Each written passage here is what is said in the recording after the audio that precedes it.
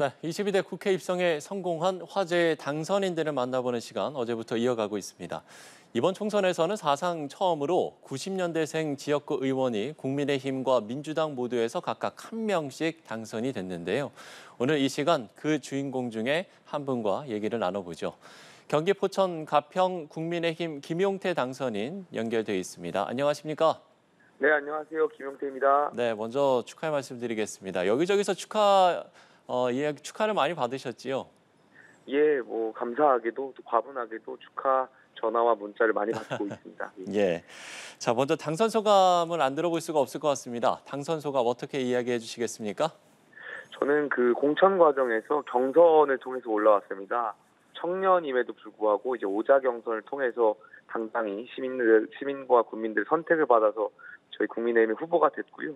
또 본선거에서 또 선택을 받아서 당선이 되었습니다. 그 말씀은 권력을 대변하는 것이 아니라 시민과 국민을 제대로 대변하라는 유권자들의 명령이라고 생각되고요. 제가 앞으로 정치를 하면서 제 소명을 국민과 국민의 목소리를 제대로 대변하는 데 역할을 다하겠습니다. 예. 자, 접전 끝에 승리를 하셨고요. 사실 출구조사에서는 뒤지는 걸로 나오지 않았습니까? 그 출구조사를 봤을 때는 좀 어떠셨어요?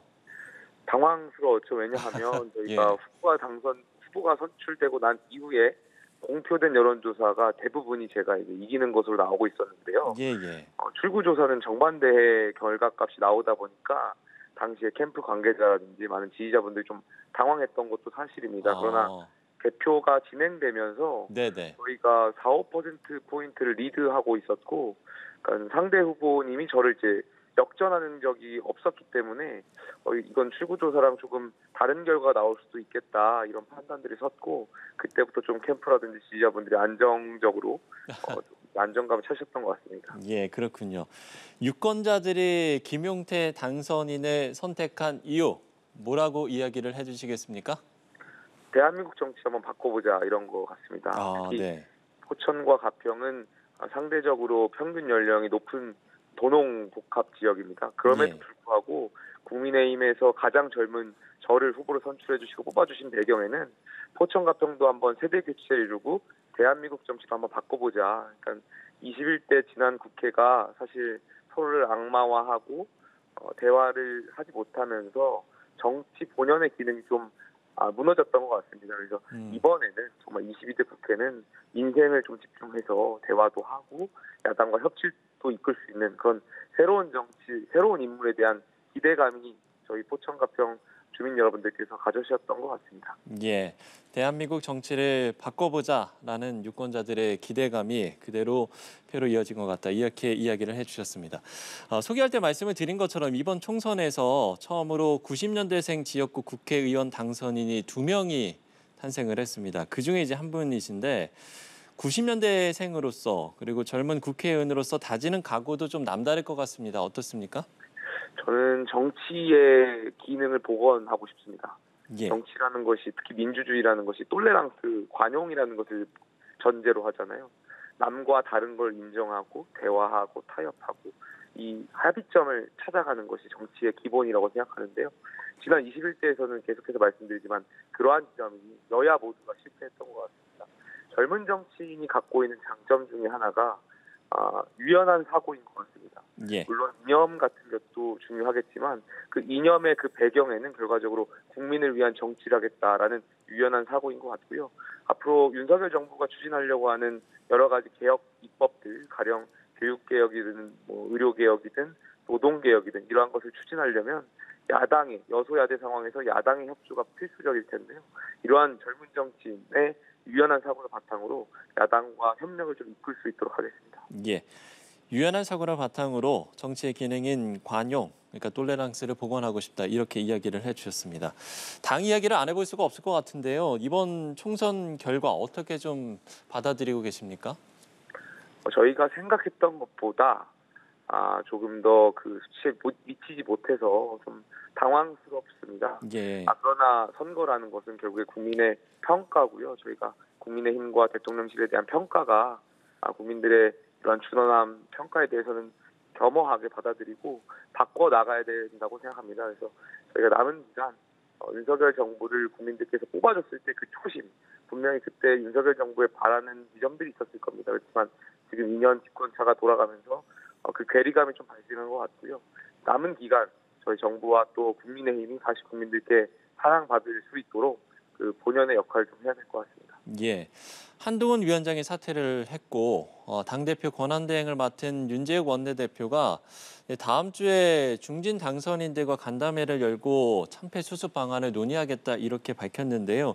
좀 어떻게 수습이 돼야 되고 어떤 점들이 논의돼야 한다고 보시는지요? 일단은 야당과의 대화에 적극적으로 여당이 임해야 된다고 생각되고요. 예. 두 번째는 여당의 리더십을 빨리 죄송합니다. 조속히 선출할 수 있는 전당대회를 준비해야 되지 않나 생각됩니다. 전자로 말씀드렸던 그 야당과의 대화를 이끌 수 있는 분. 지금 국제 정세도 그렇고요. 국내 정치도 강대강으로 극단화가 되면서 서로를 악마화하고 혐오 정치에 좀 기반한 것 같습니다. 예. 이러한 것을 벗어날 수 있는 대화를 이끌 수 있는 그런 통합의 리더십이 가지신 분이 여당의 대표로 오실 수 있게끔 그러한 기반적인 어떤 컨센서스를 중진분들께서 모아주셔야 되지 않을까 생각합니다. 예. 그러면 이제 뭐 당연히 차기 당대표에 누가 될지 이제 관심이 쏠릴 수밖에 없는 상황인데 야당과의 대화가 중요하다 이렇게 이야기를 해주셨으니까요. 그 부분이 이제 당대표가 선출되는 데 있어서 가장 좀 중요한 요소 중에 하나라고 보시는 겁니까? 그렇습니다. 왜냐하면 이제 국무총리도 사임을 했고 예. 새로운 국무총리를 임명하려면 국무총리는 장관과 좀 다르게 야당의 청문회 동의가 반드시 필요합니다. 예. 그렇기 때문에 야당과의 대화는 너무 중요할 것 같고요. 특히 여러 가지 저희가 정부가 추진하려고 하는 사업들도 잘 하려면 야당의 협조가 필수적이기 때문에 여당 대표의 리더십은 야당과 이야기를 할 수 있고 대화할 수 있는 분이 와셔야 된다고 생각하고 있고요. 계속 강조하지만 예. 정치의 기능을 복원하실 수 있는 분, 경험 있는 분이 오셔서 여당을 이끄셔야 된다고 생각합니다. 예. 자, 야당과의 대화 또 협치를 강조해 줬습니다. 이르면 이제 다음 주에 윤 대통령이 총선 참패에 대한 입장을 발표할 계획인 것으로 알려졌는데요. 일단 인적 쇄신을 시작으로 국정 운영 방식을 바꿀 것이다. 이런 좀 관측들이 나오고 있는 것 같습니다. 예. 저는 대통령께서 처음에 국민들이 바라던 지점이 있을 겁니다. 그것이 네. 아마 솔직한 대통령을 원하셨을 것 같아요. 무슨 말씀이냐면 위선적이지 않고 그러니까 대통령께서 검찰총장 이후에 정치에 처음 입문하시면서 그러한 어떤 고도의 정치 기술을 구사하는 대통령보다는 솔직하고 있는 그대로를 표현하고 소통할 줄 아는 대통령을 원하셨을 것 같고 예. 또 그런 지점에서 분명히 국민들께서 윤석열 대통령을 뽑아주셨을 거라고 생각합니다. 또 대통령께서도 그런 소통을 강조하기 위해서 청와대에서 대통령실을 용산으로 또 이전했던 것 같기도 하고요. 그런데 지금 지난 2년가를 돌이켜봤을 때 과연 그러한 우리의 초심이 잘 지켜졌는가를 했을 때는 반성할 부분이 있을 것 같고요. 남은 기간 대통령께서 이번 선거에 대한 평가를 겸허히 받아들여서 대통령께서 처음 정치를 입문하셨을 때 그 마음가짐을 그대로 남은 기간 동안 좀 이어가신다면 저는 다시 국민의힘과 윤석열 정부가 좋은 평가를 받을 수 있다고 생각되고요.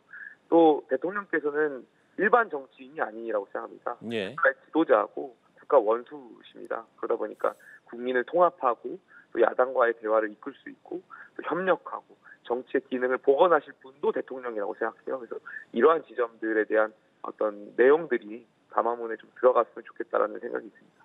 예.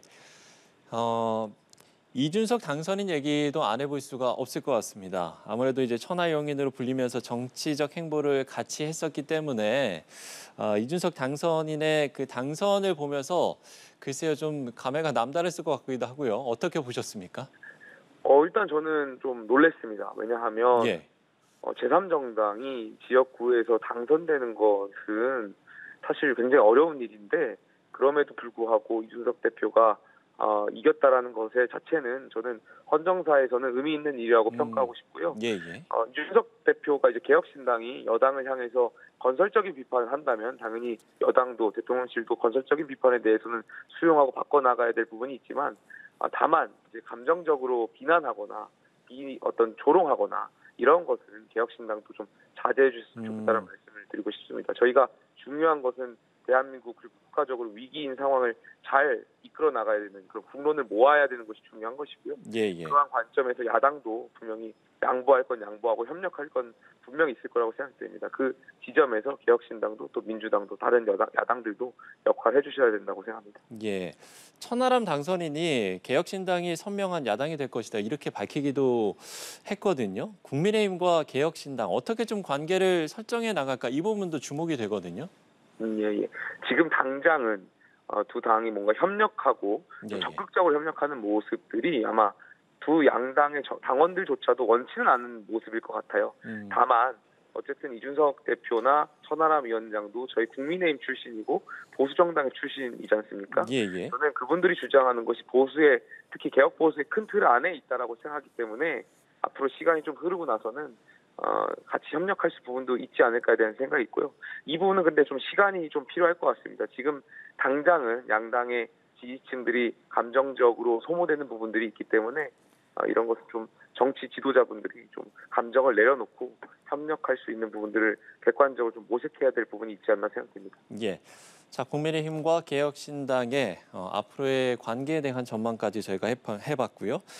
끝으로 앞으로 이런 정치를 해 나가겠다 이런 포부 들어보도록 하겠습니다. 어떤 이야기 해주시겠습니까? 저는 정치의 어떤 그 국민 본질이죠. 민의를 대변하라는 그 역할에 충실할 수 있도록 하겠습니다. 네. 권력을 대변하는 것이 아니라 국민을 대변하고 또 소외된 국민이 없도록 그 보수 정당의 본령에 충실할 수 있는 정치인이 될 수 있도록 하겠습니다. 예. 권력을 대변하는 게 아니라 민의를 대변하는 그런 의원이 되겠다라고 이야기를 해주셨습니다. 김은태 당선인님 오늘 말씀 고맙습니다.